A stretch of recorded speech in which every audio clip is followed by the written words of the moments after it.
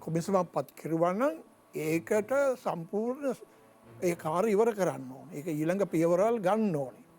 දැන් පාසුක ප්‍රහාරය තියෙනවා. අපි තාම කතා කරනවා පාසුක ප්‍රහාරය ඉන්කුවරි ඉවර නැහැ. කවද මේක ඉවර කරන්නේ? මහා මොලකරුවෙක් ඉන්නවා. ඔයා අල්ලන්නේ කවුද? දැන් මේ ආයි අහනවනේ. දැන් ආයිත් අහනවා.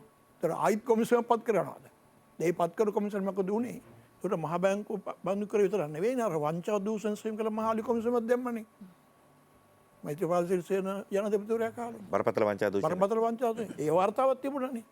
ඒවත් පාර්ලිමේන්තුවට ගෙනාවනේ. දැන් මේවෙන් මොකද උනේ කියලා අපිටවත් අදහසක් නැහැ. දැන් මේ අලි තඩි වාර්තාවක් ගෙනල්ලා ඒක දැම්මට මදි යන අඩු වශයෙන් මේක සංක්ෂිප්ත පැහැදිලි කිරීමක් වාර්තාගත කරලා ජනතාවට කියවන්න එළියට දාන්න ඕනේ. එතකොට අඩු වශයෙන් අපිට ඒක දලා ගන්න පූලික කාරණා මෙන්න මේවයි කියලා. මේකෙත් ඇමනුම් නැහැ නේද? බටරන්ත කොමිසමේ ඇමනුම් ප්‍රසිද්ධ වෙලා නැහැ මම වගේ මතකයේ හැටියට. ඒ වාර්තාවේ කොටස තියෙනවා ඇරෙන්න මේකේ ඇමනුම් සහ සාක්ෂි සටන් ගොඩක් දේවල් නැහැ. මේකෙත් හොයන්න. ඒවා ඒකට අමුල් නැතුව ඒතර වෙනම ඇති. නේද? අමුල නැහැ. වෙනම ඇති රෙකෝඩ් කරලා. ඉතින් මං කියන්නේ ඒ කොමිෂන් සභාව වාර්තා වල යම්කිසි අදහස් ඉදිරිපත් කිරීමක් කරලා තියෙනවා නම් ඒවා ජනතාව දැනගන්නකොට මොකද මේ රටේ දේශපාලන සංස්කෘතිය සකස් කරන්න හැඩගස්වන්න යම්කිසි ආකාරයකට ඒවා දිහා බලලා හිතන්න මහජනට අවස්ථාවක් දෙන්න අවශ්‍යයි. මොකද මේ රටේ පුරවැසිභාවය කියලා දිනු කරන්න එපා. පුරවැසියා තුළ රටේ දේශපාලනය වෙන්නේ මොකද්ද? රටේ පාලනය ගෙනියන්නේ කොහොමද? මොනවද මේ ප්‍රශ්නේ කියන එක මහජනට අවබෝධයක් ඇති වෙන තත්ත්වයක් ඇති වෙන්න ඕනේ. ඒ නිසා දැන් මේ කොමිෂන් වාර්තා වුණා තිබුණේ මොනවද කියලා ඊට වඩා සංක්ෂිප්තයක් මොකද මහජනයා ඔක්කොම වකියවන්නේ නැහැ නේ. නමුත් රටේ පුරවැසියන්ට පැහැදිලි කරන ආකාරයට මේක සංක්ෂිප්ත කරලා ඉදිරිපත් කරන්න ඕනේ.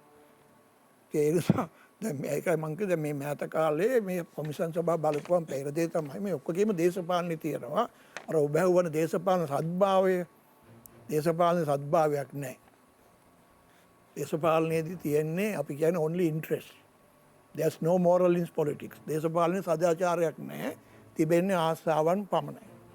එතකොට මගේ ආශාවට හිත කරන මගේ උස්සන් යනවා. මගේ ආශාවට හිත කර නැත්තම් මම ඒක බදුරට වහලා දානවා. එමින් පොඩ්ඩ සද්දයක් දාලා නිකන් ඉන්නවා. එහෙමනේ කියන්නේ. දැන් බටලන්ද කොමිසම් වාර්තාවෙත් නිකන් මූණට ගැහුවට බඩට යටින් ගන්න ගිහිල්ලා නැහැ. එතන ඉවරයි ඒක. ඒකේ තියෙන ඒකේ කිපු නිර්දේශවත් ක්‍රියාවට නගන යම් පියවරක් කරගෙන නැහැ නේ. දැන් තමයි අපි කතා කරන්නේ ඒක වෙලා නැහැ. ඒතකොට මේ කොමිෂන් නීතියයි මේ නීතිය අපි දැන් සංසන්දනය කරනවා. ඒතකොට දැන් මෙති මේ කියෝ වගේ මේ නීතියේ බලතල වැඩි කරලා තියෙනවා. නීති වලුවක් තියෙනවා. නමුත් මේ නීති ක්‍රියාවට නගන්න ඕනේ. ඒවා විධායකයේ විසින් ඒකට ගන්න ඕන ක්‍රියාමාර්ග කෙරෙන්නේ නේද? දැන් දූෂණ වංචා පිළිබඳව මම දැක්කා එකපාර කරපු වාර්තාවක් තියෙනවා. ඒකට ඕන තරම් රටේ නීති තියෙනවා. අල්ලත් දූෂණ මර්ධනය කරන්න අදලතේ නීති එන්න පද්ධතියක් තියෙනවා. නමුත් දූෂණය කියන එක හැමදේම සිදු වෙනවා. මිලියන ගණන් මේ අත යටින් ගිහිල්ලා.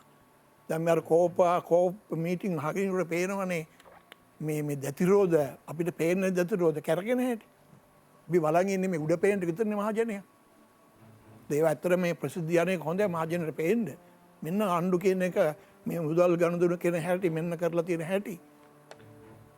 එතකොට දැන් අපේ රටේ මහජනතාව යම් අවබෝධයක් ලබා ගන්න ඕනේ මේවා හරහා.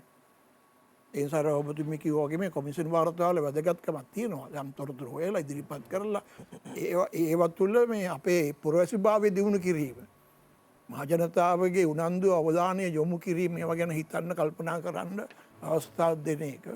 ඒ නිසා මේ වාර්තාවල් ඇත්තටම ප්‍රසිද්ධ කරන්න ඕනේ. මම කියන්නේ මේ සම්පින්නියකුත් ප්‍රසිද්ධ කරන්න ඕනේ. කෙටියෙන් මේකේ මූලික කාරණා මොනවද කියලා.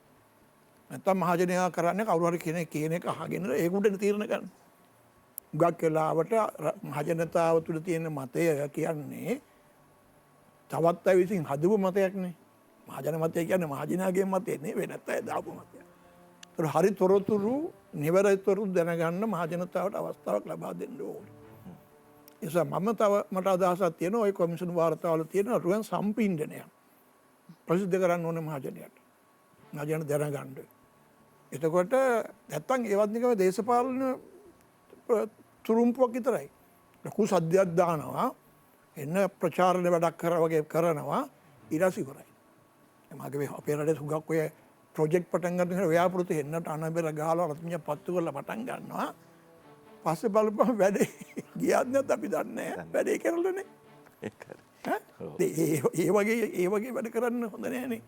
දැන් මේ වගේ එකක් ගත්තොත් මුළු රටම මුළු අපේ මුළු දේශපාලන ක්‍රමයම ලෝකයටම විවෘත වෙලා තියෙන වෙනවනේ මේ නිසා.